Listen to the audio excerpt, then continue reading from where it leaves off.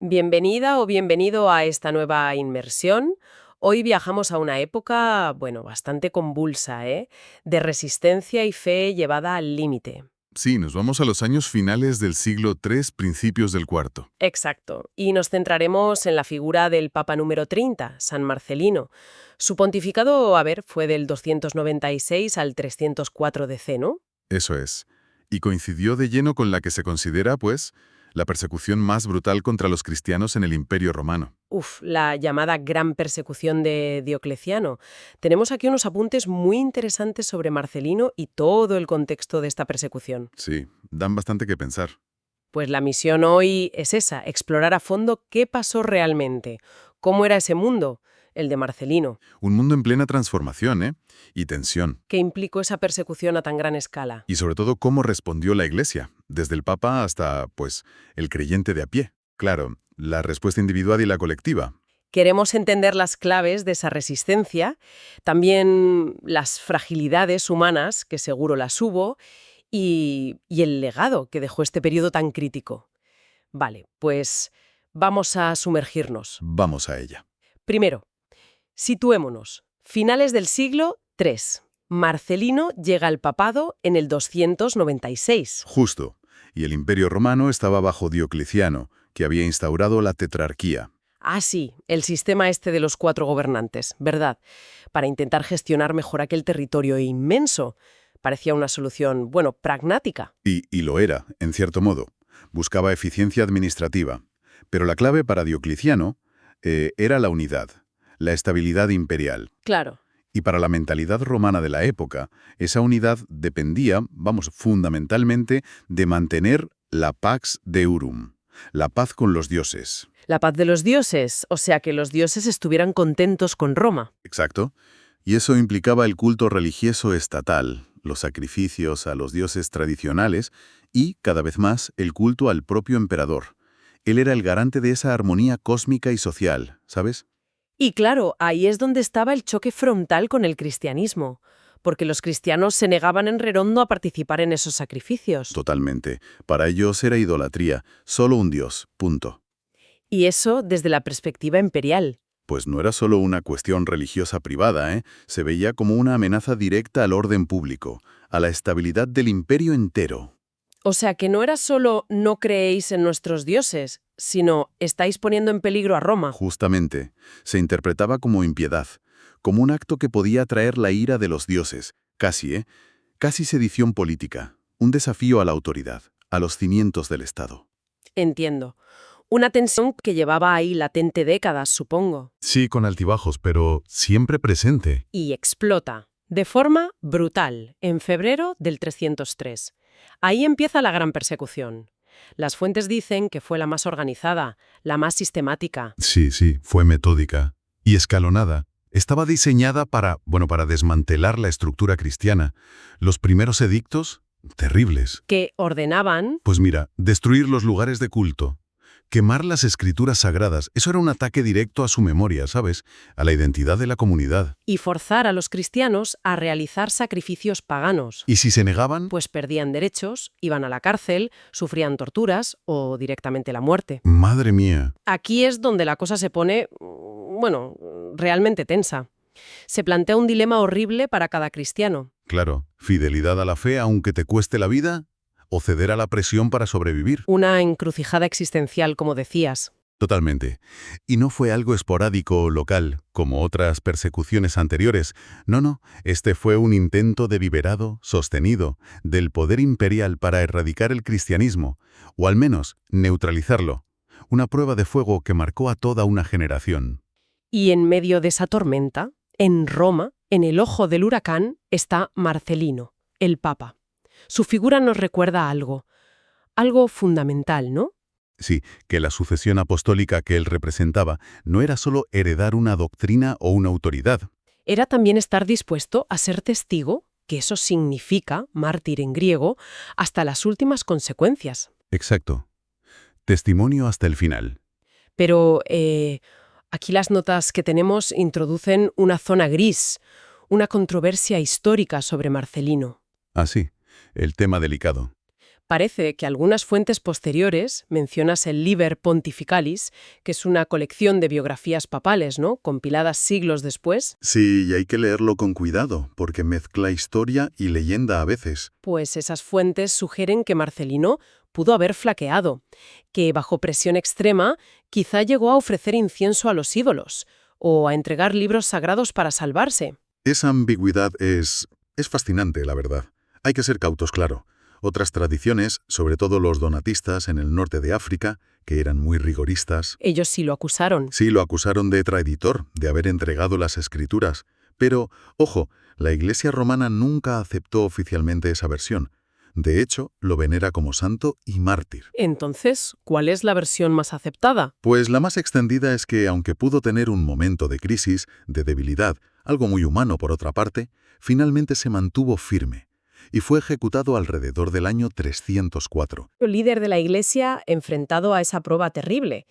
Su figura, sea cual sea la verdad exacta, encarna ese conflicto, fragilidad humana contra un poder aplastante y la llamada a una fidelidad radical. Y su pontificado coincide justo con el inicio de un debate interno que sacudió la Iglesia durante décadas. ¿Te refieres a los lapsi? Exacto. Los lapsi, los caídos, aquellos cristianos que, por miedo, por tortura, por coacción, habían cedido, habían realizado actos de apostasía. Como sacrificar a los dioses paganos O entregar las escrituras sagradas a las autoridades.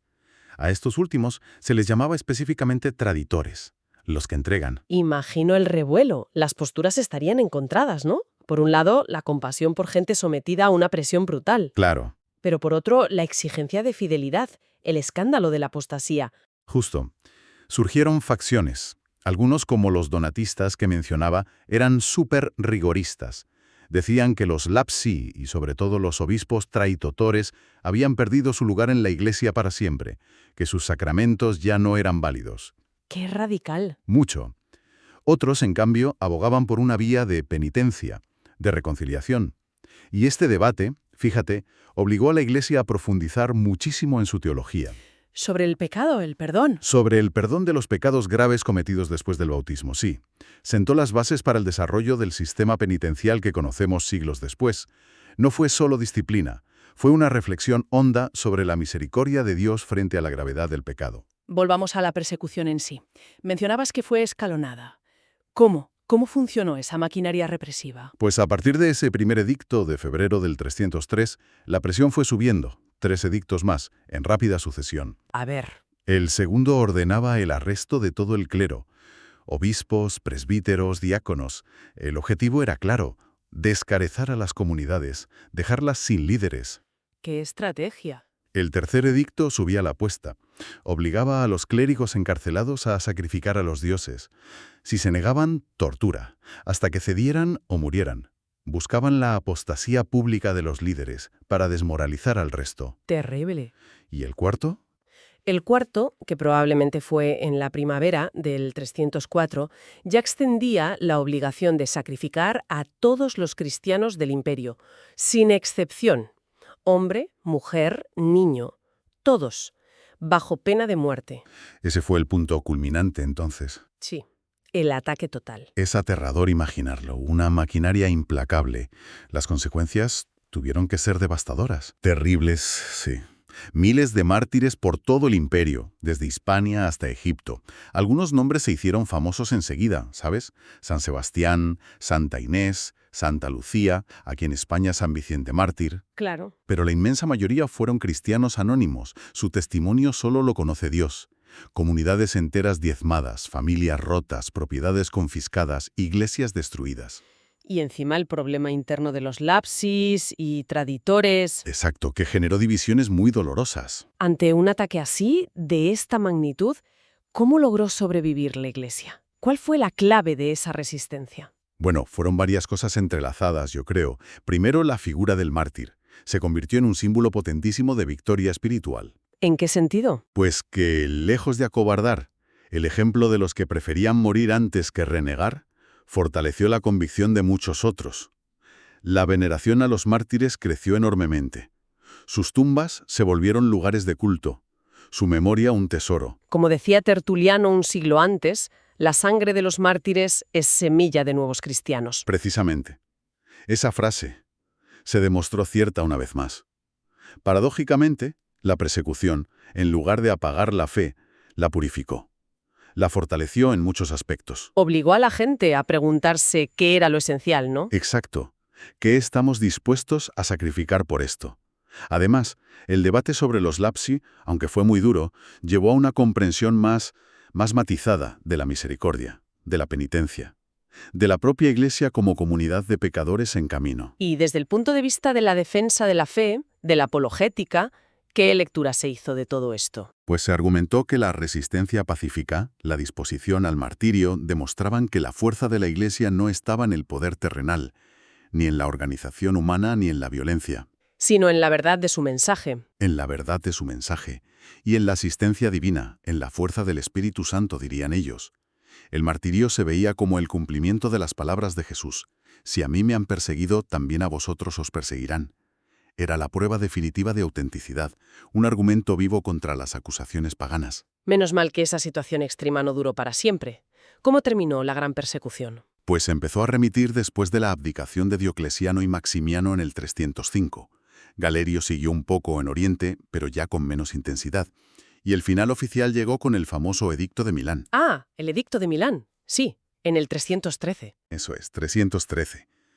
Los emperadores Constantino, en Occidente, y Licinio, en Oriente, acordaron conceder libertad de culto a todos los ciudadanos del imperio, incluyendo explícitamente a los cristianos. ¡Qué cambio! ¡Qué giro radical! De ser perseguida a muerte a tener libertad religiosa reconocida por el imperio. Fue un punto de inflexión histórico, monumental. La Iglesia pasó, en poquísimos años, de la clandestinidad, de las catacumbas, aunque bueno, también tenían presencia pública antes, a ser una religión lícita, Y poco después, con Constantino, incluso favorecida por el poder imperial, lo cual trajo oportunidades enormes, claro, pero también nuevos desafíos, nuevos riesgos, como la posible intromisión del poder político en los asuntos de la Iglesia. Otro cantar. ya. Eso daría para otro programa. Y volviendo a Marcelino, que murió justo antes de que empezara a aflojar la persecución, ¿cómo queda su legado en toda esta historia? Su figura, yo creo que con esa posible controversia sobre su firmeza, es muy significativa. Nos enseña quizás que incluso el obispo de Roma, el sucesor de Pedro, no es inmune a la presión extrema. A la fragilidad humana. Claro. Pero, al mismo tiempo, su ministerio y su eventual martirio, si seguimos la tradición más aceptada, lo unen para siempre al destino de su pueblo. Encarna esa tensión constante entre la debilidad personal, que puede afectar a cualquiera, líder incluido, y la gracia divina que sostiene a la Iglesia en medio de las pruebas. O sea que no se trata tanto de si fue perfecto o no, sino de que su historia es parte de ese gran testimonio colectivo de la Iglesia perseguida. Exacto. Ya sea que lo recordemos por su martirio final o por el sufrimiento y la dificultad que sin duda pasó en esos años terribles, su pontificado subraya que la autoridad en la Iglesia, la sucesión apostólica, no se entiende principalmente como poder terrenal o como infalibilidad personal a toda prueba, Sino como servicio. como servicio al Evangelio y testimonio de Cristo. Un testimonio que, en ciertas épocas, pues, exige el precio más alto. Su historia es un pequeño reflejo, un microcosmos, de la lucha de toda la Iglesia en ese momento. Bueno, pues recapitulando un poco, hemos visto cómo esa búsqueda de unidad imperial de Diocleciano chocó de frente con la fe cristiana, desatando la gran persecución. Una persecución brutal y sistemática. Hemos profundizado en los edictos, sus consecuencias, mártires, sí, pero también los lapsi, los caídos, que plantearon un desafío teológico y pastoral enorme. Y muy doloroso para las comunidades. Hemos explorado la figura compleja del Papa Marcelino atrapado en medio de la tormenta. Su historia nos habla de liderazgo bajo presión, de fragilidad humana. Y de la tensión entre esa fragilidad y la gracia.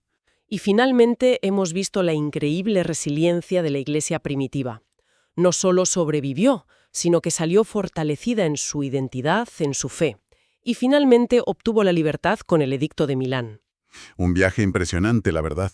Desde luego. Esta exploración de un periodo tan dramático nos deja, creo, con una reflexión importante sobre qué significa ser testigo. Testigo de las propias convicciones. Sí, porque La persecución de Diocleciano fue un caso extremo, ¿no?